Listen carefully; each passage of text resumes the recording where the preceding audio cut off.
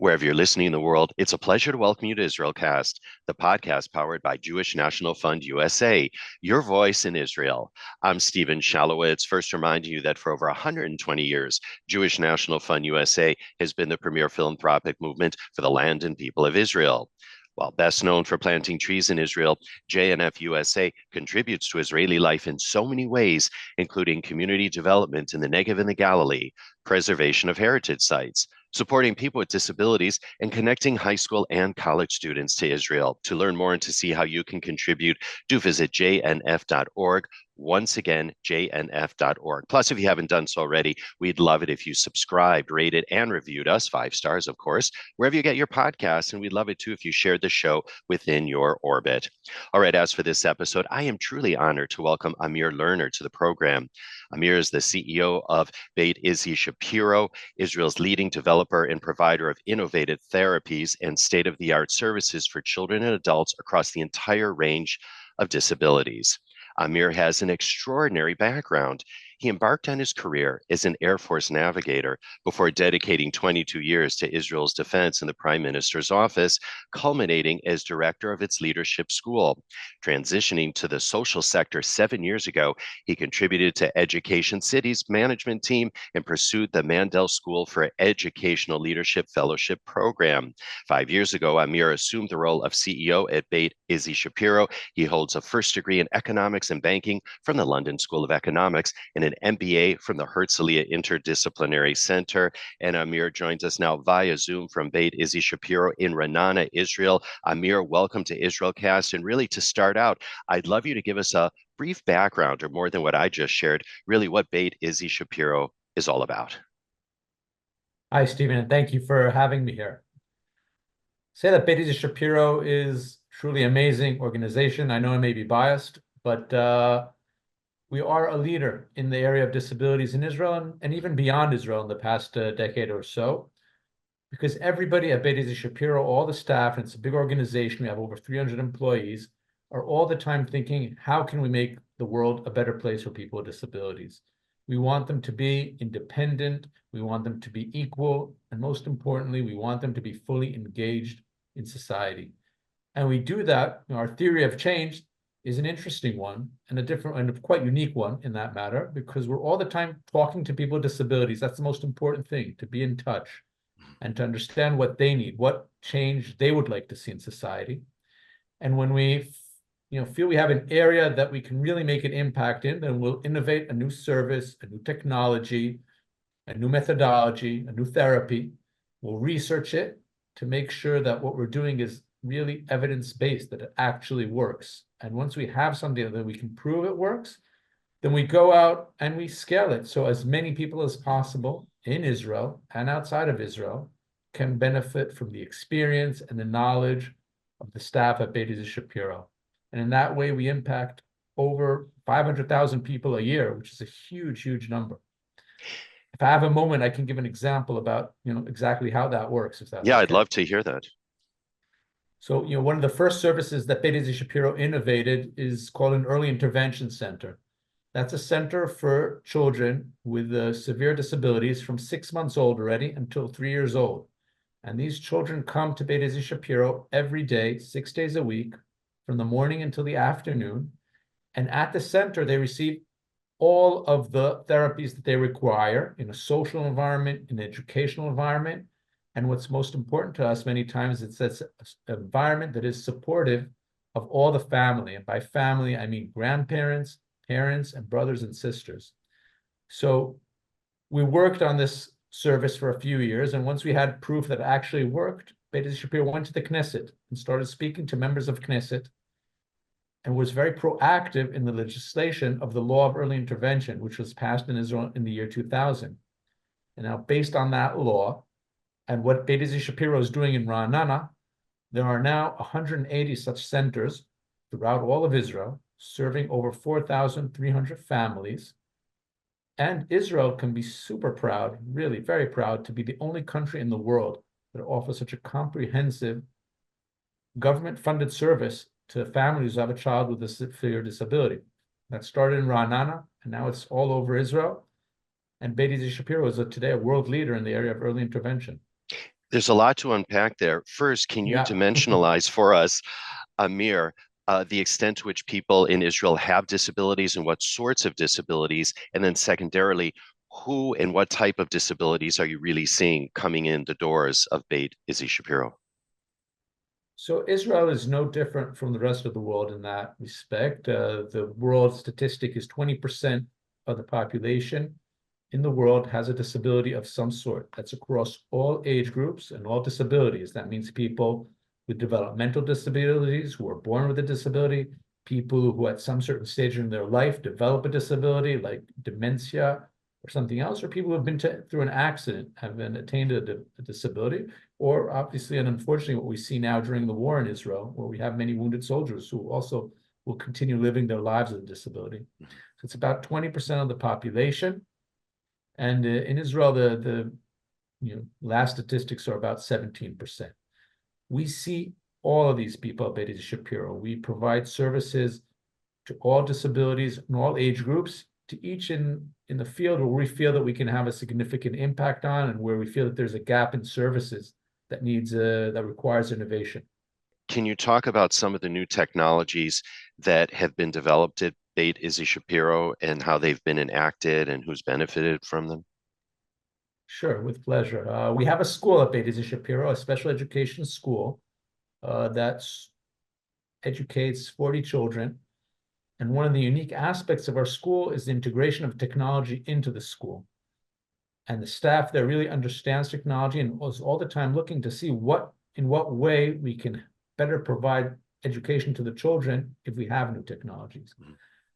And so we've developed a whole series of apps at Beit Izzy Shapiro, where we're the designers of the app. The programmers are at SAP, who do that pro bono for us, and we thank them a lot for that. And for example, one of the apps is called Izzy Sign. It's a special app that helps parents and children and staff to learn sign language in a very easy method. The app is already today in Hebrew and in Arabic, and there's also an open platform where anybody in the world can use it to upload their own languages. And this app is, on all the app stores, available for anybody to download for free. And what's it called, by the way? What's it called?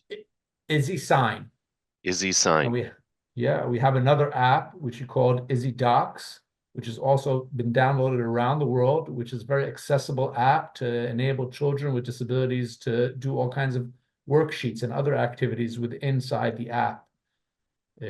We have another app which is we just recently put out called Song Go.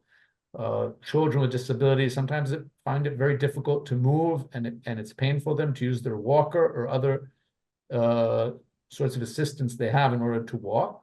So we developed a very simple and a nice app where you can have your playlist, but it'll only play if you're moving. And once you stop going, then the song stops as well. And it's a simple one, but it's very useful, and it's also used at Beit Shapiro and elsewhere. You just mentioned that the app that's used for sign language, Izzy Sign, is both in Hebrew and Arabic. So we should underscore that Beit Izzy Shapiro accepts every Israeli, no matter if they're Jewish, they're Arab, they're Druze, they're purple, green, or yellow. Yeah, beyond that, we have Beit Izzy Shapiro has two centers. One center is in Ra'anana. That's where I'm talking from now, and that's our main and central location. But we do have another center in an Arab village called Kalansua, Israeli Arab village, about half an hour from Ra'anana. We've had that center for 22 years already, and that serves the Arab population. So we believe that we have to have an impact there as well in all parts of Israeli society. I'd love you to believe in that strongly. Oh, amen to that. I'd love you to share some success stories. When I met you, I guess it was last week or so, it was a wonderful evening here in New York City featuring up the just phenomenal work of Beit Izzy Shapiro. And there was a story that was shared of a young girl that couldn't walk. You know which story I'm talking about. And I do. I'm sure you know it very well. And I want you to share that with our listeners because I think there wasn't a dry eye in the space. I don't want to say the room because it was an outside event. So there wasn't a dry eye there indeed when we heard that story. It was just beautiful. Yeah, thank you for the opportunity, Stephen, to share that. So I'd like all the listeners for a second to picture a 1.5-year-old girl whom they know, but the girl is sitting on the floor. She's sitting on the floor because since she was born, she has no way to carry any weight on her feet. The girl I'm talking about is Noga. And her parents have been with her to every check possible with physiotherapists and doctors with no very conclusive result to that. They become very apprehensive about it because every time they try to do something that requires standing with the girl, she breaks out hysterically crying and resisting everything strongly. They came to Beit Izzy Shapiro, and there was a short observatory period with a physiotherapist, a speech therapist, occupational therapist, an emotional therapist, and a psychiatrist, and that's standard procedure at Beit Izzy Shapiro. And after this period, they created staff, the professional staff created an intervention plan, which was focused on mobility development, but mainly on emotional therapy. Emotional therapy for the parents to help them deal with the fright and anger and anxiety and apprehension that they had whenever they were working and playing with their daughter. For the staff at Beit Izzy Shapiro to give them the tools they needed in order to deal with her resistance and crying and hysterical behavior at times. And of course to Noga as well, in order to, in a group setting, enable her to develop a more positive sense of herself, of her abilities, of her body.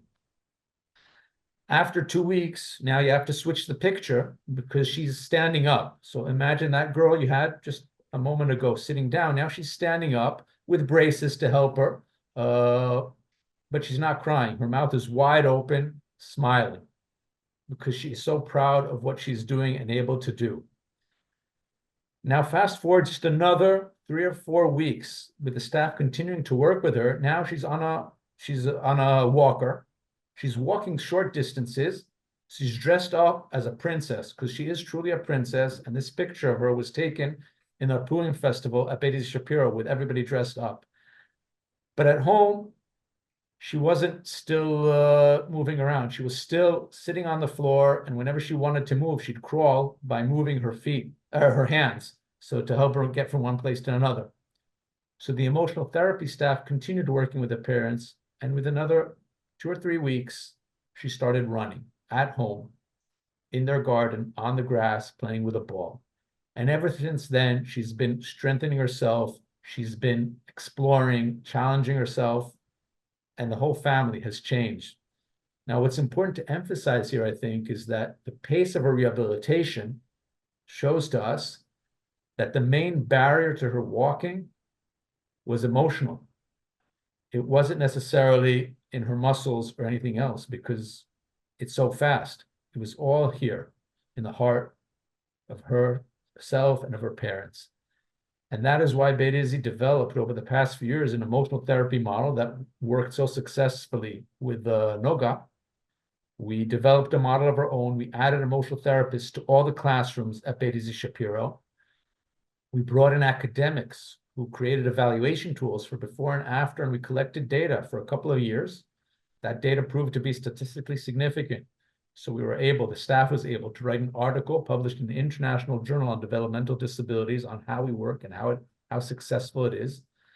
And now we are working with government in order to ensure that government will take this project over. We'll start funding it so we can take philanthropic funds to other areas. That'll take a few years because processes with government take time, but I'm very confident within a few years that will happen. So that's the work model of Beit Izzy that I was talking about before. We innovated this new model of emotional research, of emotional therapy. We researched it, we showed that it worked, and now we're working to scale it throughout the country.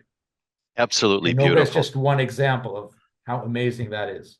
Sure. Listen, before we take a break and I share with our listeners a little bit about Jewish National Fund's Global Conference for Israel, which is taking place, I do want to talk about the opportunities that Beit Izzy Shapiro has to collaborate and to work with other institutions around the world.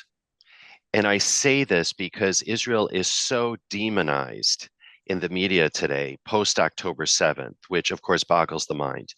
But I want you to talk about that Israel is really a beacon when it comes to helping people with disabilities and has so much to offer the rest of the world in terms of the success stories of what's been going on in Israel. Yeah, I completely agree with that, Stephen. I think one of the best examples we have at Beit Izzy Shapiro is a program we developed a few years ago called the Inclusive University. It's a special program for people in their 20s and 30s who have extreme learning disabilities, and they somehow maybe managed to finish school. Some of them didn't even finish school, and they're definitely not college graduate candidates. What we do is that we bring them physically to a university environment. In Israel, it's Bar Ilan University. And at Bar Ilan University, we teach them what's called the art of living, an introduction to psychology. But what we're actually doing is in this academic environment, we're taking them through a journey of empowerment with 3 steps. And the first station in that journey is learning to love yourself, because these people have been told by society time and time again how they're going to fail in anything they try. And once we achieve that love of myself, we can help them now gain trust in their environment, because again, society has taught them many times that there aren't that many reasons to put trust in the people around them. And we teach them that, and we work with them on that. And once we've achieved those 2 milestones, then the third milestone is how to develop goals that are relevant for your capability and go out and achieve them.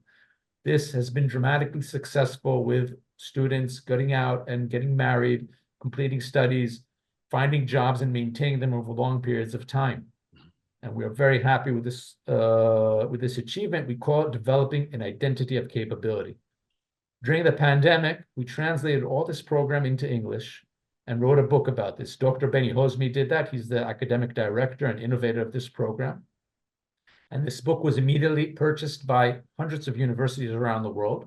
One university, the Florida International University in Miami, the 5th largest university in the United States, decided to actually purchase this program from us. Their staff came to Israel. We taught them how to teach the program. And throughout this last academic year, we've been mentoring as they did the program the first time. And I was just there a few months ago, and they told me how they see the extremely positive value of this program among the students and among staff at Florida International University. And as of next year, this is going to be part of their core curriculum in their really amazing inclusion program that they have called Embrace. And so I see this not only as a success in our scaling of knowledge abroad, but I also see this as another way that Israel can really fight anti-Semitism, especially on the campuses, because people at Florida International University, which is not a largely predominantly Jewish university, they know that this program came from Israel, and we're proud that they know that, and we're proud that it's there. Yeah, whether it's Beit Izzy Shapiro or even Adi Negev, Nachalat Eran, the one-of-a-kind rehabilitation village, which is a very proud JNF program, and on and on. And a Israel, partner that we work with also, yeah, by the way. So we're doing yes. things with that. I mean, just so many programs in Israel for people with disabilities. And as you said at the top, what 20% of every population has people with disabilities. And so Israel is no exception. And again, other countries can indeed learn from Israel's success story in working with people with disabilities of all stripes. People with disabilities are the largest minority on the planet, and they definitely need a lot of organizations, Beit among them, to work for their quality and inclusion within society. Absolutely.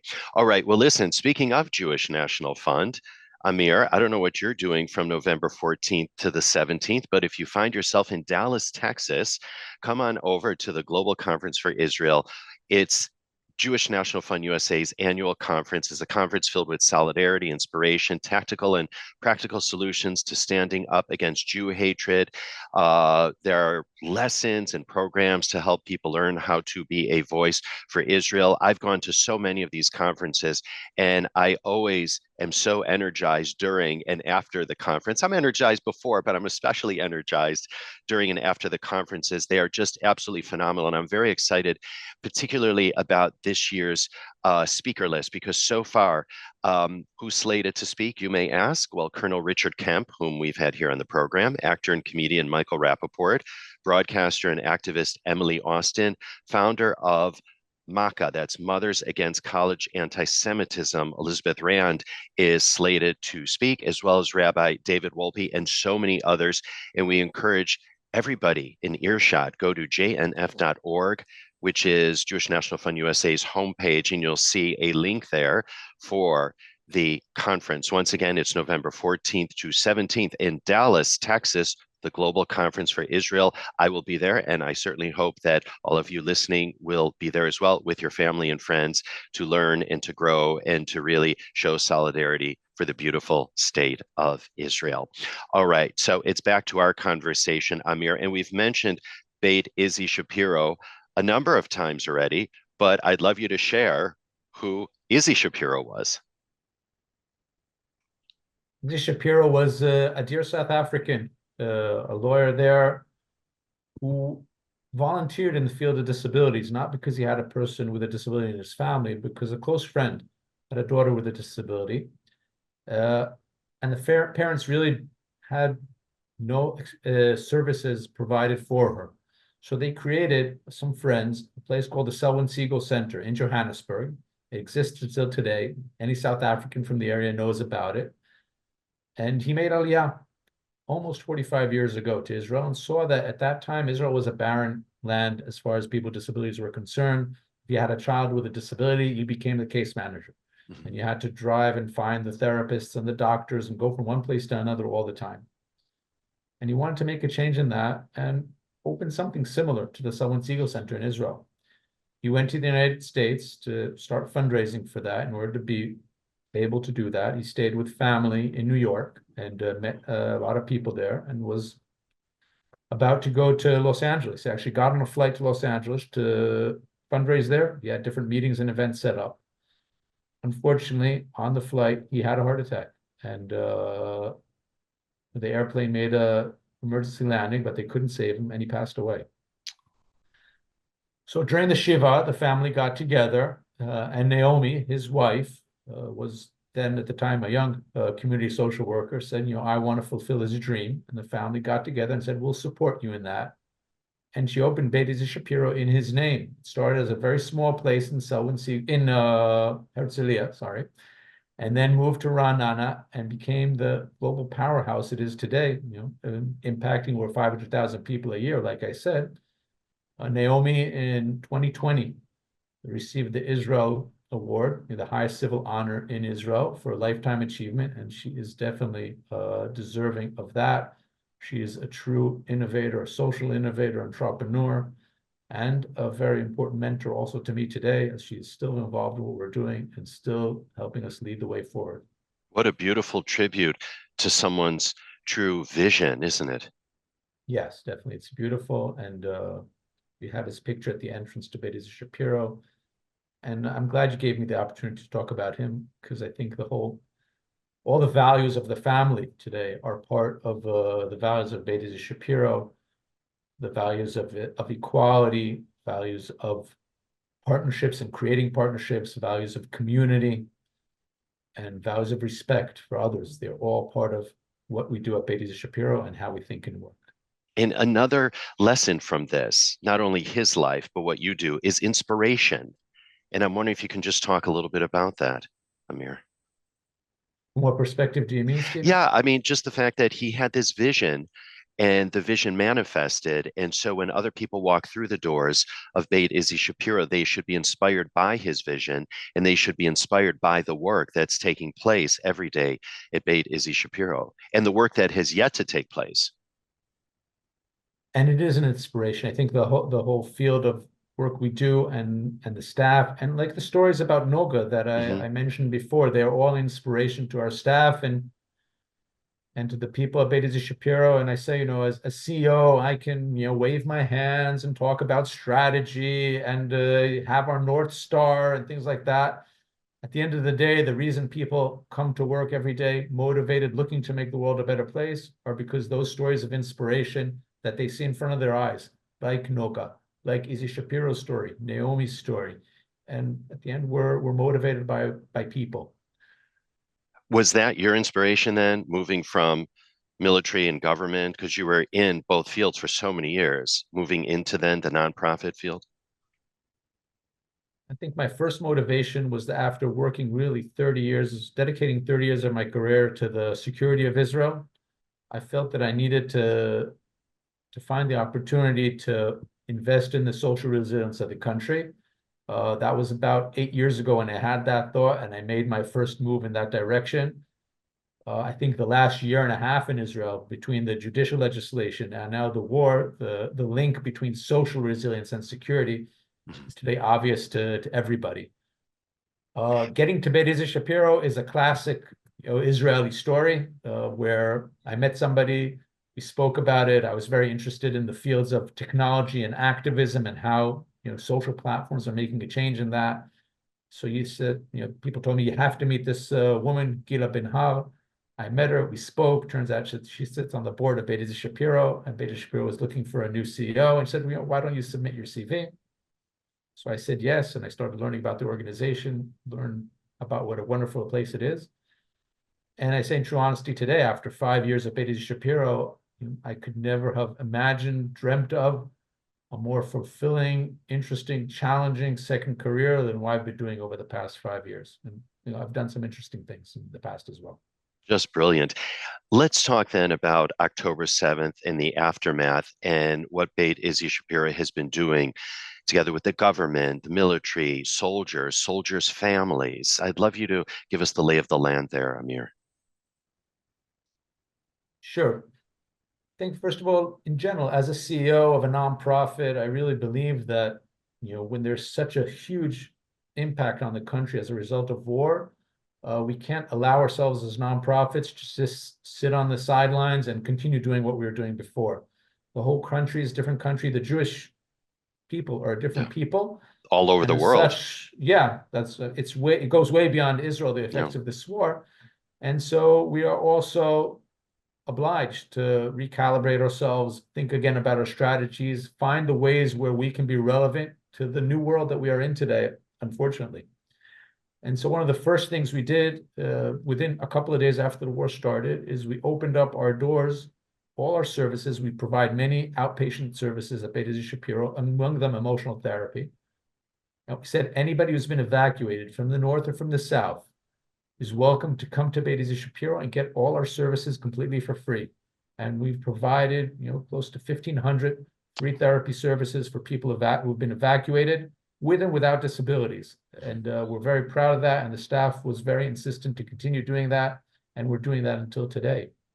We also realized that people with emotional therapy are suffering stress and anxiety even more than the average population, and that people don't have the tools in order to know how to deal with that. So we created a whole set of webinars for free again for parents and social workers, caregivers, and to provide them the tools they need in order to deal with challenging behaviors that they may encounter.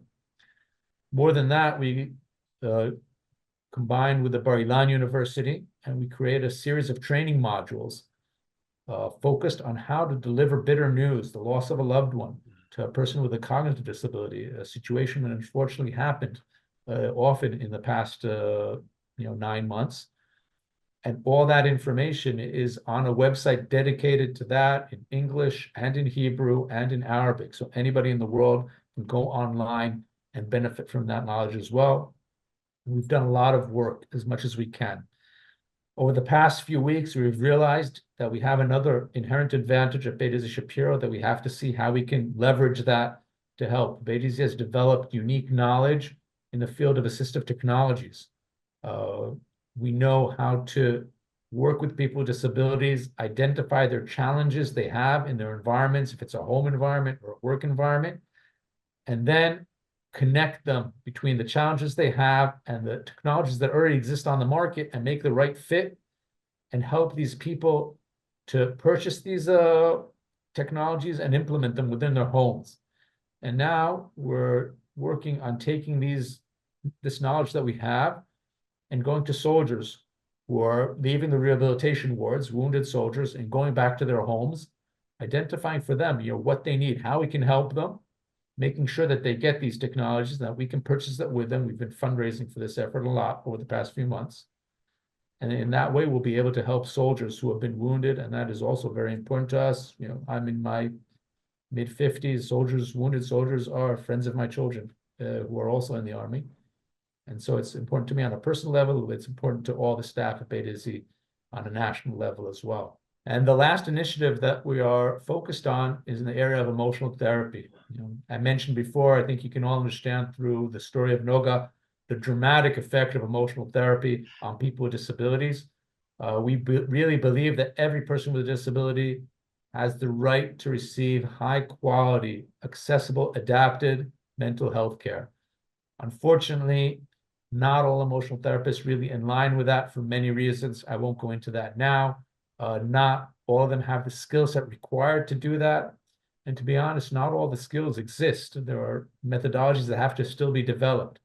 And so we are rebuilding our Center for Emotional Health, for mental health, into a residency center, into a training center, into a research and development center.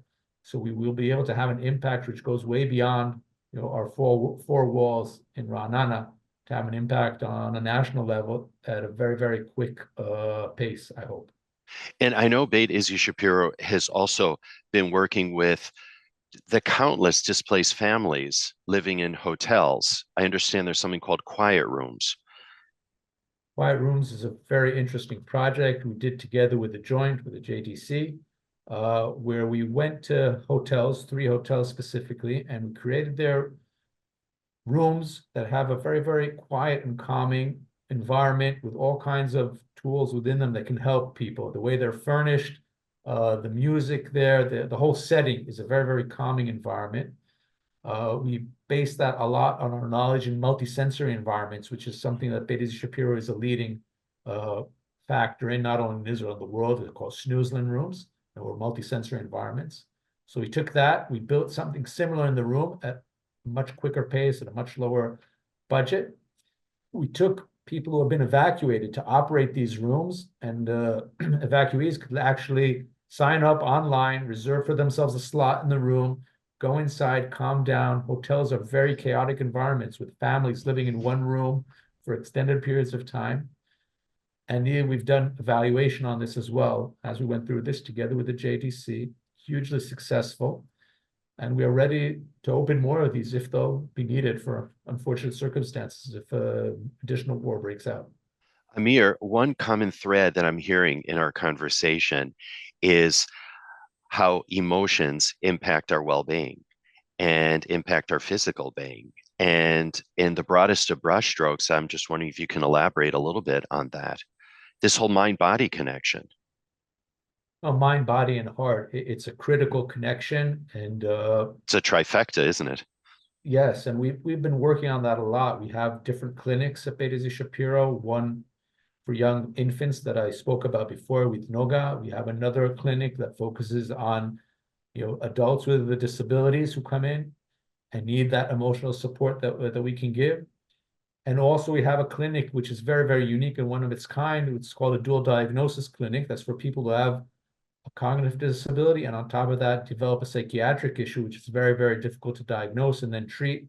And we'll work on that. So we have knowledge, but not only do we have knowledge, we have the understanding that mental health therapy is possible for people with disabilities. And when I say that, I said before that not all therapists are aligned with that, is that many times, for example, if a person with a disability has a pain in their leg and they come to a doctor, then the doctor will say to them, okay, well, you have cerebral palsy, so of course your leg hurts, and they won't differentiate between the two. The same is in the issue of mental health. If I'm a person with a disability and I'm feeling the symptoms of depression and I come to a psychologist, then the psychologist will listen to me and say, okay, you have a cognitive disability, so what you're feeling is connected to that. And they won't say, okay, there are people who have a cognitive disability, but they also are depressed. And let's see how we can treat that depression as effectively as possible. And I'll even say that if you are in the milieu of people who work with disabilities and you say that we want to develop the field of clinical psychology to have a speciality in the field of disabilities, it won't be obvious to them why that is needed and how that's done. And actually, when I hear that from other people, I'm very happy because that means we're in the right area. We're in the area that has a huge challenge, needs a lot of innovation, and that's exactly the place we want to be in. And Ahmir, as we wind down our conversation, I'd love you to share your thoughts on how civil society has really stepped up since October 7th in Israel. I think civil society has certain advantages over government. I know it's very popular to criticize government in this field, and I don't want to do that. I want to give government, their own credit, their own field. The advantage of the not-for-profit sector is that we're small and we're agile and we adapt very quickly and we could shift, our impact and our focus very quickly. I think that's what the civil society did. It rose to the challenge. It adapted very quickly. It went out and did what it had to do. It got a lot of focus this time, and I'm happy that it did. Mhm. The civil society is a critical part of any democracy. You want the business sector, and you want a strong business sector. You want a strong government. You want a strong civil sector. The same thing happened, by the way, during the pandemic. Just it wasn't noticed. The civil sector rose and did a lot of very important work. Not only Betty Shapiro, a lot of organizations. And I think countries and democracies have to strengthen the civil sector. The civil sector has to strengthen itself and be as active as possible, not only for these moments, but in these moments really are a critical factor in society. And I'm happy that it was recognized now. And before we wrap, anything on the horizon at Beit Izzy Shapiro that you're particularly excited about that you'd like to share with us? I think I've spoken about a lot of things. I'm particularly Sure. excited about the emotional therapy and the big, huge dreams we have in order to really make change throughout Israel and that. And I invite anybody who's listening to come to Beit Izzy Shapiro and see what we're doing, because there's nothing like what you see. And I promise everybody a visit they will not forget when they come and see a startup organization in the civil sector working with disabilities, changing the world. All right. And on that note, we're going to leave it right there. Amir Lerner, I look forward to seeing you at Beit Izzy Shapiro before too long. And we want to thank you so much for joining us on this episode of IsraelCast. And indeed, we'll have info about Amir and Beit Izzy Shapiro on the show notes page of our website, jnf.org/IsraelCast. And of course, we do release new episodes of the show every other Wednesday. I don't know why you'd ever want to miss an episode. So do subscribe to us wherever you get your podcasts. Simply search for IsraelCast, of course. And don't forget to rate and review us, because that really helps with our rankings, which in turn make it easier for more people around the world to find us. Or you can always enjoy the show by visiting us at our website. Once again, it's jnf.org/IsraelCast. Now it takes a whole moshav to put IsraelCast together. And for that, we thank Vivian Grossman, Dara Shapiro, JD Krebs, and of course, Ellie Cadron. Our editors are Jay Rothman and James Casada from Miratone Studios right here in the very heart of New York City. And the music that you hear at the top until the program is titled My Eden. It's by the very talented Rafi Malkiel from his album Water on the Tzaddik label. IsraelCast is powered by Jewish National Fund USA, your voice in Israel. For more info about JNF USA, do visit jnf.org. And if you'd like to write to us with story ideas or just to say hello, we'd love to hear from you. So do email us at israelcast@jnf.org. Meantime, I'm Stephen Shalowitz. Thank you for tuning in and looking forward to having you join us on future episodes of IsraelCast.